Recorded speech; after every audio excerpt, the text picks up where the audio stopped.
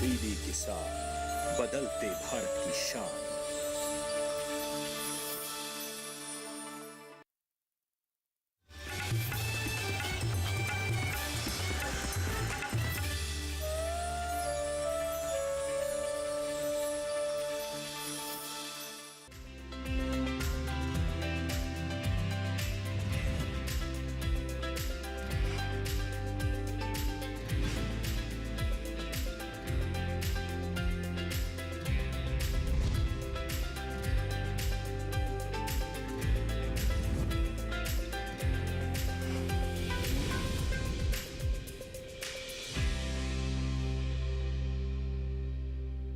नमस्कार, दूरदर्शन किसान चैनल पर मैं अदिति शर्मा आप सभी का स्वागत करती हूँ।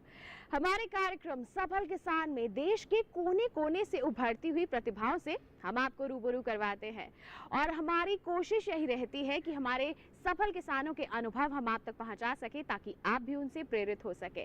बता दें, आज के जो हमारे सफल किसान हैं वो गाय आधारित प्राकृतिक खेती करते हैं, प्रगतिशील किसान है। नाम है इनका विजेंद्र सिंह दलाल। वैसे तो हमारे देश में बहुत से किसान रसायनों का इस्तेमाल करते हैं, लेकिन उनके दुष्परिणामों को जानकर अब हमारे किसान अपना रुझान प्राकृतिक खेती की ओर बढ़ा रहे हैं और उन्हीं में से एक है आज के हमारे प्रगतिशील किसान विजेंद्र सिंह दलाल। कैसा रहा है इनका पूरा सफर, आइए इन्हीं से जानते हैं और आज के अंक की शुरुआत करते हैं।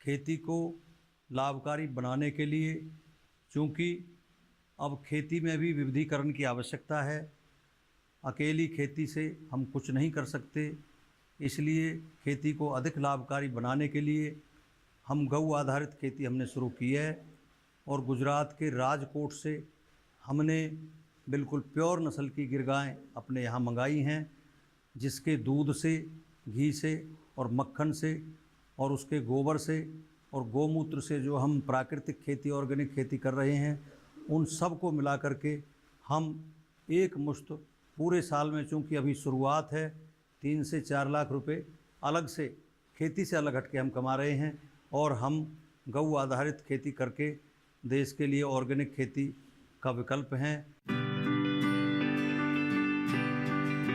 विजेंद्र सिंह ने खेती की शुरुआत 1984 में ही कर दी थी। तब ये नौजवान थे और इन्होंने हाई स्कूल पास किया था। उस जमाने में किसी गांव में हाई स्कूल पास करना भी बहुत बड़ा माना जाता था। इस तरह हम कह सकते हैं कि विजेंद्र सिंह अपने जमाने के अच्छे पढ़े लिखे नौजवान थे। इनके यहाँ पुश्तैनी जमीन थी और पिताजी प्रचलित फसलों की खेती किया करते थे। उस समय ज्यादातर खेती बैलों से हुआ करती थी और पिताजी गन्ना, सरसों, चना और मसूर जैसी फसलें उगाते थे। ये ऐसी फसलें थी जिनमें बहुत ज्यादा कमाई नहीं हो पाती थी।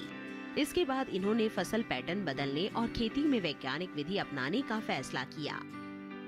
आज इनके खेतों में आपको गेहूं, धान, मूंग, हरा चारा, पीली सरसों, बेबी कॉर्न, स्वीट कॉर्न, सब्जियों और फूलों की फसलें लहलहाती हुई दिख जाएंगी। विजेंद्र ने गेहूं की ऐसी प्रजातियों को चुना है जिनमें आम किस्मों की तुलना में पोषण ज्यादा है। मूंग को हरी खाद के रूप में इस्तेमाल करते हैं और मूंग के बाद जब धान उगाते हैं फसल कहीं ज्यादा अच्छी होती है।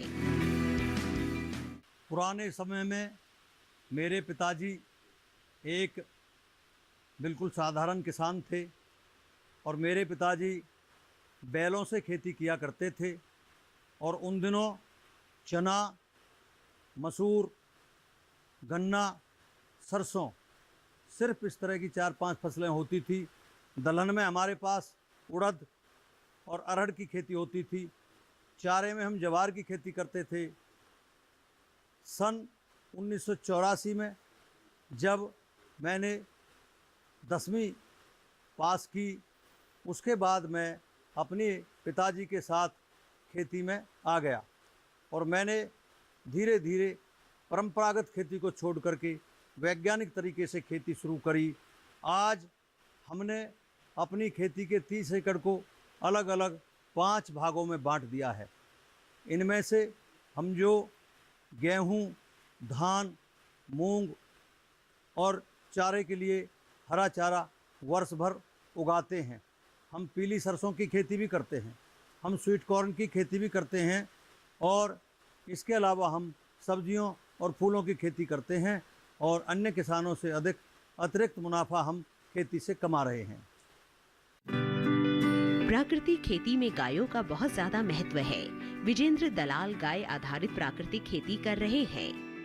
इनके पास 5 गाय हैं। हालांकि 30 एकड़ जमीन के लिए एक ही गाय काफी है, लेकिन विजेंद्र सिर्फ खेती तक ही सीमित नहीं बल्कि दूध उत्पादन और उसके प्रसंस्करण में भी लगे हैं। इसके अलावा ये जीवामृत और कंपोस्ट का भी निर्माण कर रहे हैं। कुछ कंपोस्ट और जीवामृत अपने खेतों में इस्तेमाल करते हैं, बाकी दूसरे किसानों को बेच देते हैं। इस तरह ये दूसरे किसानों को भी प्राकृतिक खेती के लिए प्रेरित कर रहे हैं। विजेंद्र सिंह का कहना है कि जीवामृत और कंपोस्ट के कारण उनके खेतों में सूक्ष्म जीवों की संख्या पहले की तुलना में कहीं ज्यादा हो गई है और केंचुओं की संख्या भी बढ़ गई है, यानी उनके खेत धीरे धीरे रसायनों से मुक्त हो रहे हैं। जब मौसम का विपरीत असर पड़ता है, अधिक वर्षा होती है, तो प्राकृतिक खेती से जो हम खेती कर रहे हैं, हमारी ज़मीन वर्षा के पानी को, क्योंकि हम जो केंचुए ज़मीन में नीचे चले गए हैं, प्राकृतिक खेती से वो ऊपर आ गए हैं और जो सुराख हैं उनके माध्यम से हम जल का ज़मीन में रिचार्ज का भी काम करते हैं और जिससे हमारी अधिक इनकम होती है। और बिना मौसम की बरसात में या जब भी मौसम विपरीत असर होता है तो हम अपनी खेती को अनुकूल बना करके अधिक लाभ कमाते हैं। हम ऐसी फसलें उगाते हैं जो बिना मौसम की हैं, हम प्राकृतिक खेती करते हैं, हम उनकी जो वैल्यू है हमारे उत्पादों की, उसके ऊपर हम अधिक से अच्छा काम कर रहे हैं। हम मूंग उगाते हैं, हम ग्रीन मैन्योरिंग करते हैं। इसके अलावा हम जो भी प्रकृति से जुड़े हुए हमारे खेती के संसाधन हैं उनको अपनाते हैं। जीवामृत हम तैयार करते हैं अपने 30 एकड़ के लिए और बचे हुए जीवामृत को और गोबर से जो हम वर्मी कंपोस्ट तैयार करते हैं और दूसरे जीवाणु खाद तैयार करते हैं, उनको हम पैकिंग करके अपने प्रगतिशील किसानों को उनकी सेवा भी करते हैं और बेच करके मुनाफा भी कमा रहे हैं। इसलिए गाय से ये एक अच्छी इनकम हो सकती है और हम रासायनिक खादों से urea, DAP, potash, zinc sulphate इन सब से बच रहे हैं और हमारी ज़मीन के अंदर मित्र कीट बढ़ते जा रहे हैं। हमारी ज़मीन में केंचुओं की संख्या निरंतर बढ़ती जा रही है। हमारी ज़मीन में जो करोड़ों की संख्या में जीवाणु जो नष्ट हो गए थे, उनको दोबारा से गाय के द्वारा हमने पैदा शुरू करना कर दिया है। अब हमारी ज़मीन का मृदा स्वास्थ्य बहुत अच्छा हो रहा है और उसमें होने वाले उत्पाद बहुत ही स्वास्थ्यवर्धक और स्वाद की दृष्टि से भी बहुत अच्छे हैं, जो हम समाज में उपभोक्ताओं को देने का काम कर रहे हैं। प्राकृतिक तरीके से उगाई फसलें ज्यादा पोषक होती हैं। देश कुपोषण की समस्या से जूझ रहा है। ऐसे में विजेंद्र सिंह जैसे किसानों को कुपोषण के खिलाफ जंग में एक सिपाही के तौर पर देखा जाना चाहिए। विजेंद्र जी को खेती करते हुए लगभग 40 साल हो गए हैं। लेकिन अभी भी कुछ अलग करने की चाह कम नहीं हुई है। वो अपनी खेती को एक नए आयाम, नए मुकाम तक पहुंचाने की लगातार कोशिशें कर रहे हैं। कैसे? आइए उन्हीं से जानते हैं।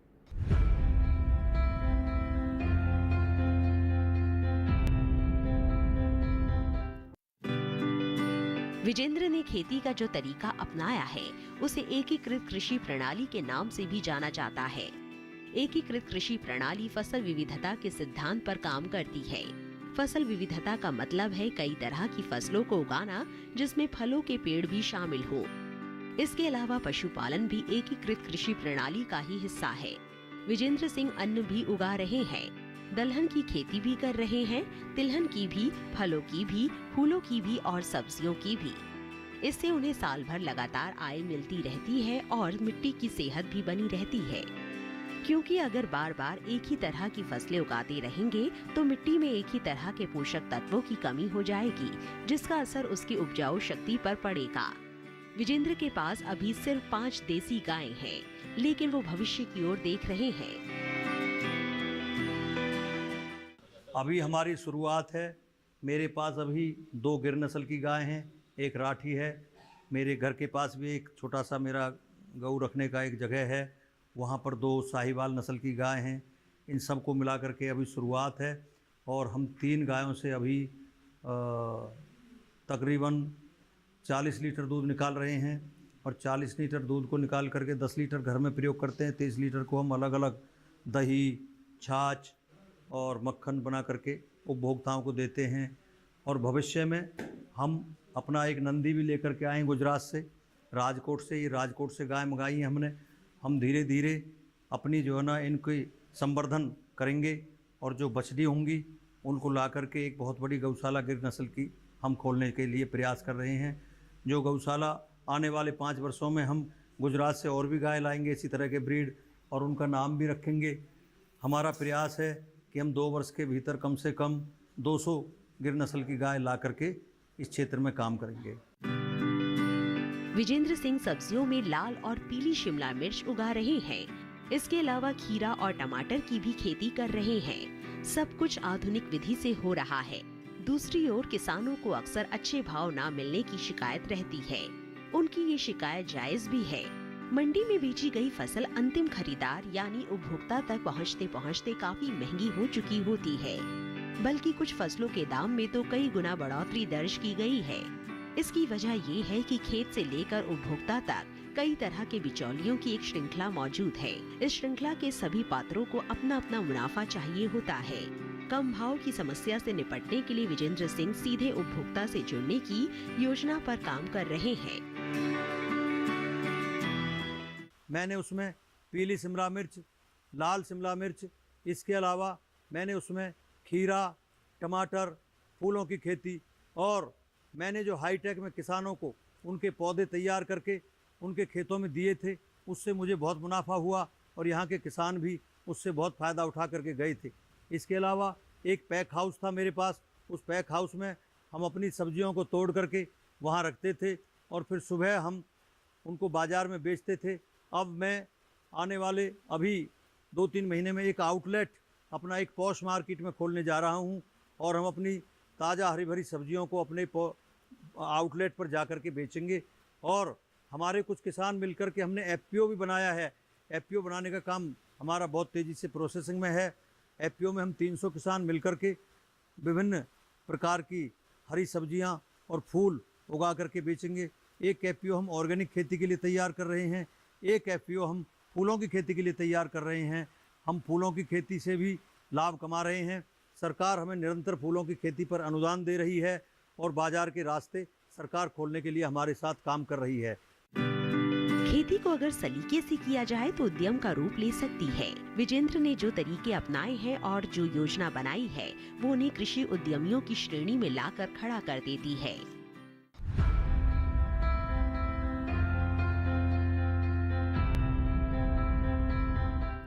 कार्यक्रम में फिलहाल वक्त हो चला है एक छोटे से ब्रेक का। आप कहीं मत जाइए। ब्रेक के बाद हम आपको बताएंगे कि हमारे प्रगतिशील किसान ने कैसे सरकारी योजनाओं से ज्यादा लाभ लिया है। बने रहिए दूरदर्शन किसान पर, देखते रहिए कार्यक्रम सफल किसान।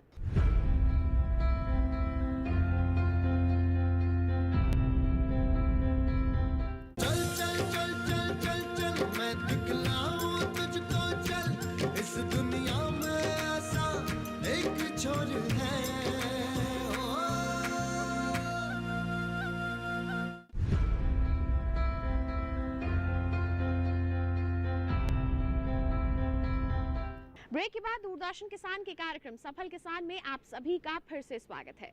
हमारे देश का किसान उन्नत हो सके, इसके लिए हमारी सरकार द्वारा ढेरों योजनाएं चलाई जा रही हैं और कई योजनाओं में तो आर्थिक सहायता का प्रावधान भी दिया गया है। ऐसी ही कई योजनाओं का लाभ लिया है आज के हमारे प्रगतिशील किसान ने। आइए इसके बारे में उन्हीं से जानते हैं।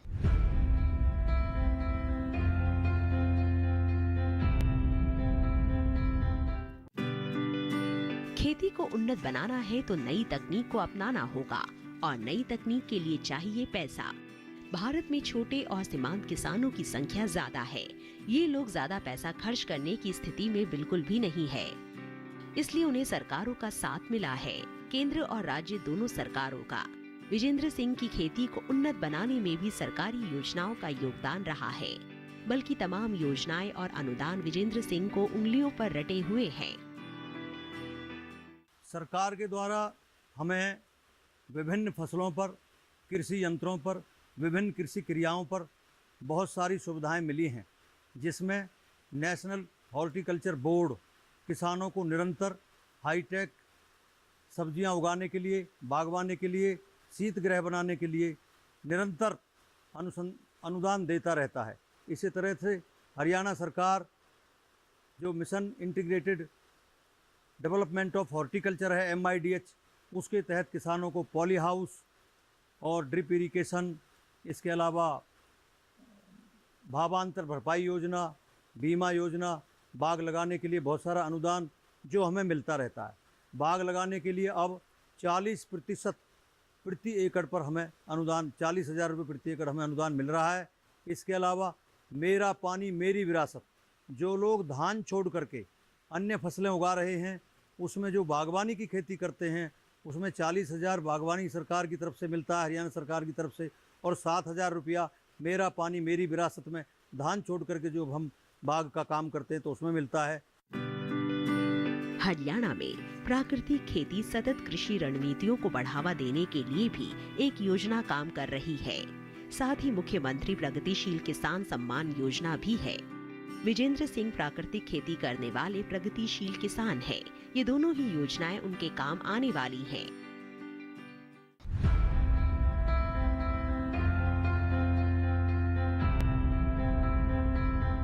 कृषि क्षेत्र में विजेंद्र जी के अमूल्य योगदान को हर ओर सराहा गया है। उन्हें मिले पुरस्कारों की फहरिस्त तो काफी लंबी हो चुकी है। जिला स्तर से लेकर राज्य स्तर और राज्य स्तर से लेकर राष्ट्रीय स्तर तक उन्हें हर जगह से पुरस्कार मिले हैं।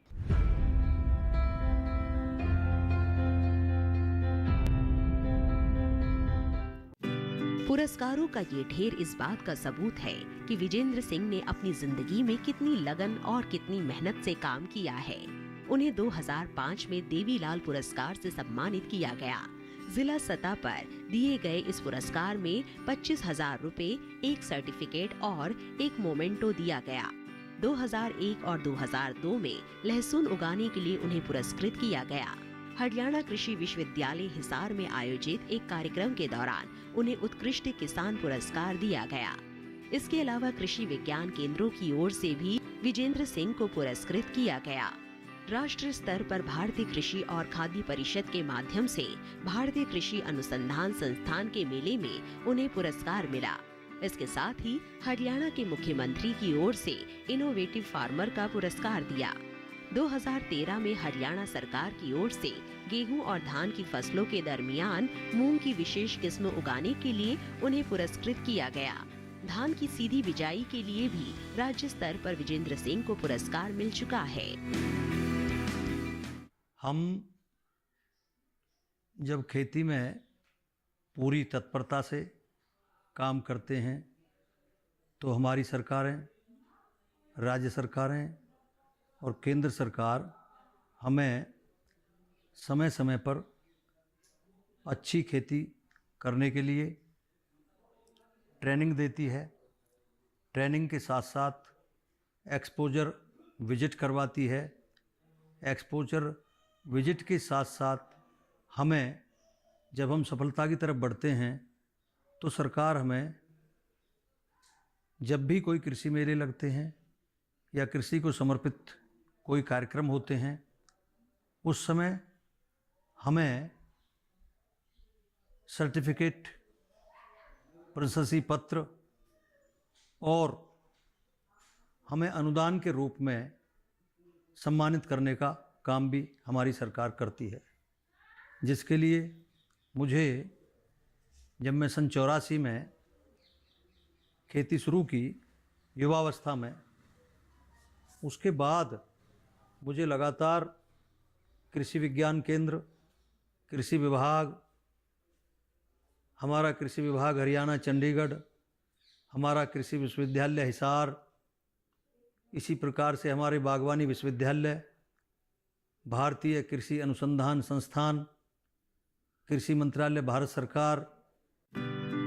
विजेंद्र सिंह के पास जानकारी का खजाना है और यही जानकारी उन्हें बाकी किसानों से अलग करती है।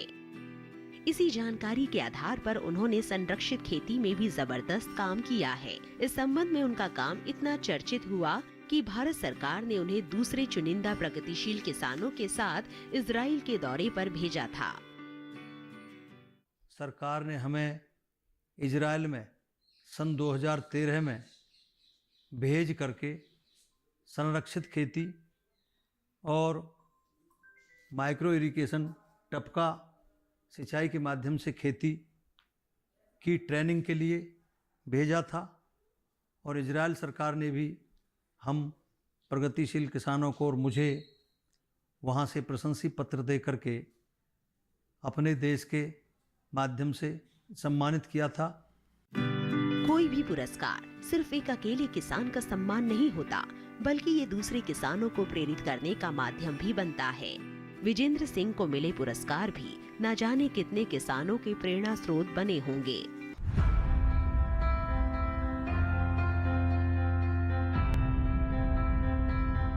इसी के साथ कार्यक्रम में वक्त हो चला है एक छोटे से ब्रेक का। आप कहीं मत जाइए। ब्रेक के बाद हम आपको ये बताएंगे कि विजेंद्र जी ने आखिर युवाओं से ये क्यों कहा, खेती करो। बने रहिए दूरदर्शन किसान पर, देखते रहिए कार्यक्रम सफल किसान।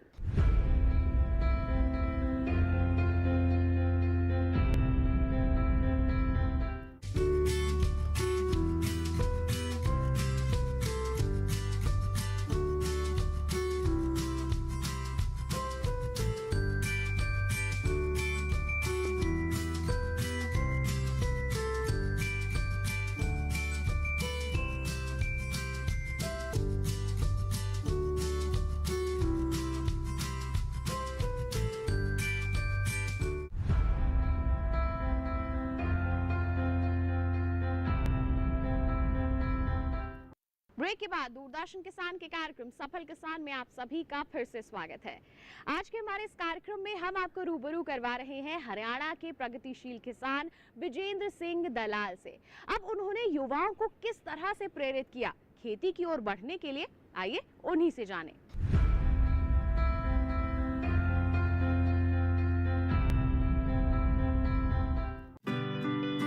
कोई भी सफलता यूं ही नहीं मिल जाती।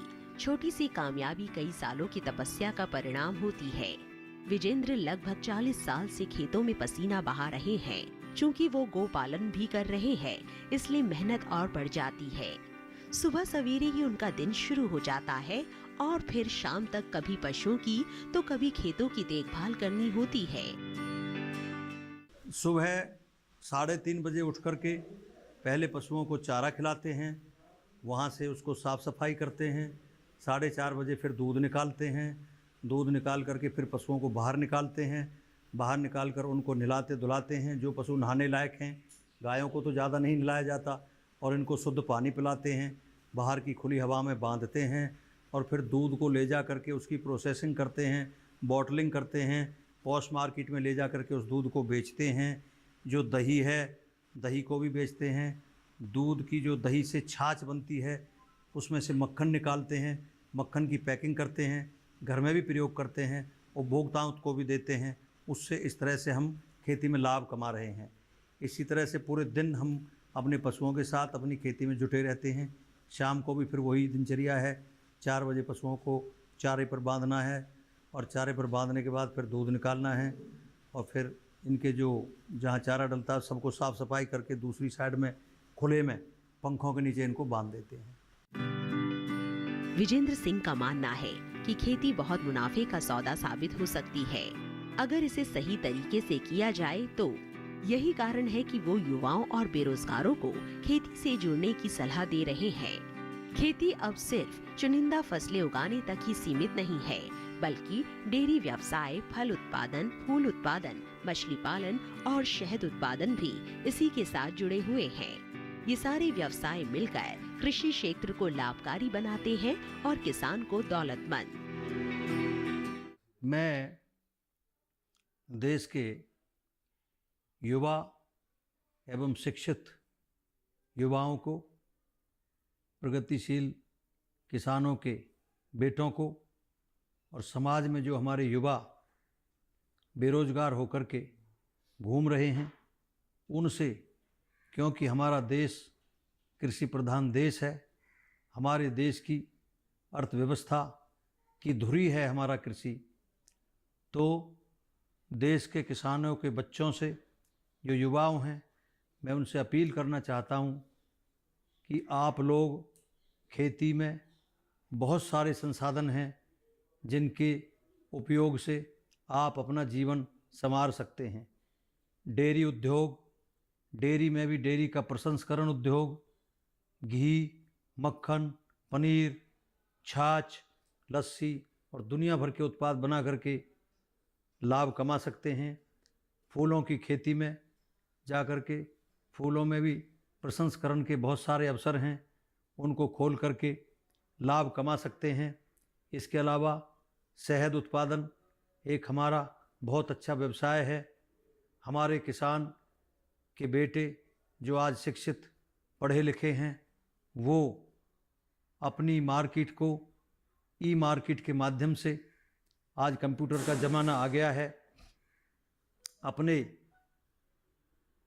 ज़्यादा मुनाफा कमाने की तरफ अग्रसर हो सकते हैं। बागवानी के क्षेत्र में बहुत सारे हमारे पास साधन हैं, वर्मी कंपोस्ट, मशरूम की खेती। इसके अलावा हमारे किसान अपने कृषि उत्पादों को गुणवत्तापूर्ण बना करके पैकिंग के माध्यम से विदेशों में भेज करके अधिक लाभ कमा सकते हैं। कोरोना संकट के दौरान बहुत से लोगों की नौकरियां एक झटके में चली गई। इसने लोगों को स्वरोजगार की ओर प्रेरित किया, बल्कि बहुत से लोग तो शहरों को छोड़कर फिर से गांवों में आ बसे, नए तरीके से खेती करने के लिए। विजेंद्र सिंह का युवाओं को खेती की ओर प्रेरित करना एक तरह से उन्हें स्वरोजगार के लिए प्रेरित करना ही है।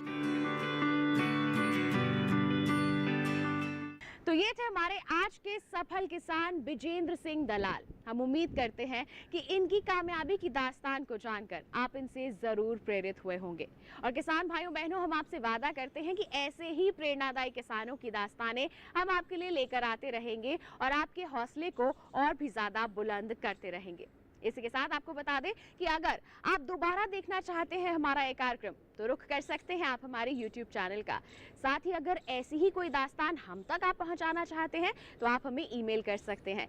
ईमेल आईडी है safalkisandd@gmail.com, या फिर आप हमें पत्र भी लिख सकते हैं। पता है हमारा सफल किसान, कमरा नंबर 77, CPC दूरदर्शन, खेलगांव, नई दिल्ली 110049। तो इसके साथ आज के लिए बस इतना ही। अगले अंक में हम फिर होंगे हाजिर। तब तक के लिए दीजिए इजाजत, लेकिन आप बने रहिए दूरदर्शन किसान पर। नमस्कार।